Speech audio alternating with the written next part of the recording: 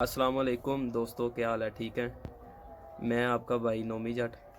ये आपका अपना चैनल शौक जट्टां दा।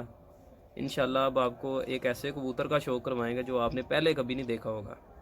इंशाल्लाह आपको मज़ा आएगा शौक करने का। उस्ताद जी आपको शौक करवाएंगे। ये हैं जी उस्ताद जी। अस्सलाम वालेकुम दोस्तों, आपने कबूतर बड़े बड़े देखे होंगे। इंशाल्लाह आपको कबूतर दिखाते हैं। प्योर छत वाला कबूतर, प्योर लोगों ने सुने हुए हैं छत वाले कबूतर। और ये कबूतर का आप शौक करें, इंशाल्लाह आपको मज़ा आएगा। वीडियो पसंद आए तो सब्सक्राइब करें, कमेंट्स में बताएं कि कबूतर आपको कैसा लगा। और इंशाल्लाह उम्मीद है कि आपको मज़ा आएगा।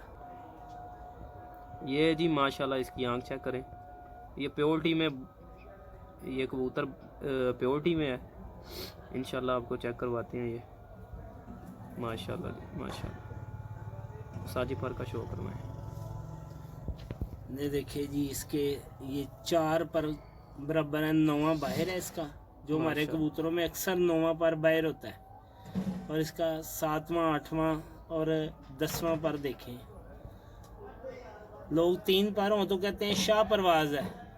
ये कबूतर देखें, इसे आप क्या कहेंगे? ये बादशाह कबूतर है।